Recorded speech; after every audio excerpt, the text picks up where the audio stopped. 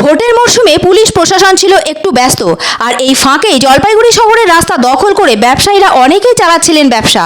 ফলে পথচারীদের সমস্যায় পড়তে হচ্ছিল।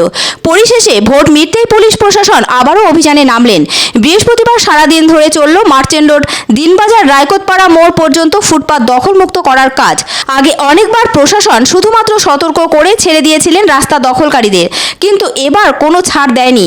রাস্তায় মালপত্র ফেলেই সেই মাল বাজেয়াপ্ত করা হয়েছে। এদিনের এই অভিযানে নেতৃত্ব দেন ডিএসপি ট্রাফিক অরিন্দম পাল চৌধুরী।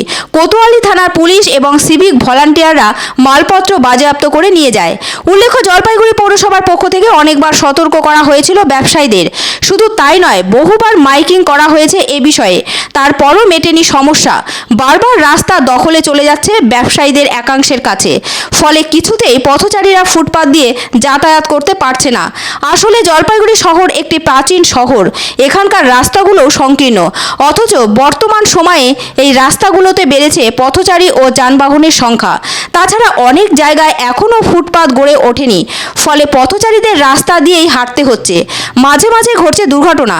এরই মাঝে আবার যেটুকু অংশে ফুটপাত রয়েছে সেটুকুও চলে গেছে ব্যবসায়ীদের দখলে। ফলে খুবই সমস্যায় পড়েছেন পথচারীরা। তাদের সুবিধার্থেই এদিন পুলিশ প্রশাসন অভিযান চালায়। মার্চেন্ট রোড এবং দিনবাজার ব্রিজ হয়ে তারা গাঙ্গুলি মোড় পর্যন্ত রাস্তাকে ফুটপাত জবরদখল মুক্ত করে দেন।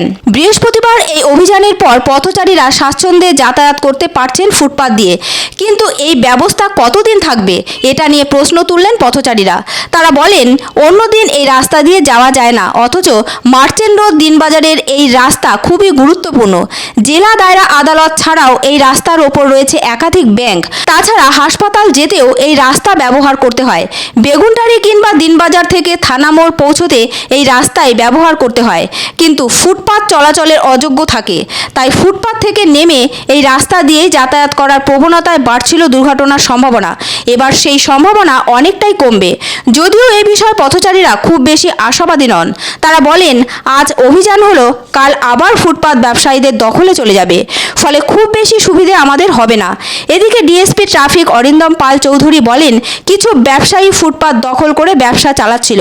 তাদের মালপত্র বাজেয়াপ্ত করা হয়েছে এবং ফুটপাত ফাঁকা করে দেওয়া হয়েছে পথচারীদের সুবিধার্থে। এটা এখনো চলছে। এখন যাতে লোকে হাঁটতে পারে, দিনবাজারে দোকানগুলো যাতে বাইরে চলে এসছে সেইগুলোকে যাতে ভেতরে ঢুকে যায়, এইটাই দেখা এখনো চলছে। আমরা আমাদের অভিযান সচেতনতা বাড়াতে হবে মানুষকে, যাতে রাস্তাটা হাঁটা চলার জন্য, রাস্তাটা ব্যবসা করার জন্য নয়। এখানে এটা বুঝতে হবে সবাইকে। দখল করে দোকানদারি করা যাবে না, এতে জনসাধারণের অসুবিধা হচ্ছে, রাস্তা শহরের মধ্যে ট্রাফিক জ্যাম হচ্ছে।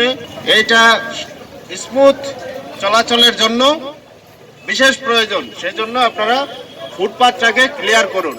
আর যে সমস্ত দোকানদার আপনাদের দোকানের মালপত্র ফুটপাতে রেখে বা রাস্তার উপরে রেখে দোকানদারি করছেন, তাদের উদ্দেশ্যে বলছি, আপনারা দোকানদারি করুন, কিন্তু দোকানের মাল দোকানের ভিতরে রেখে দোকানদারি করুন।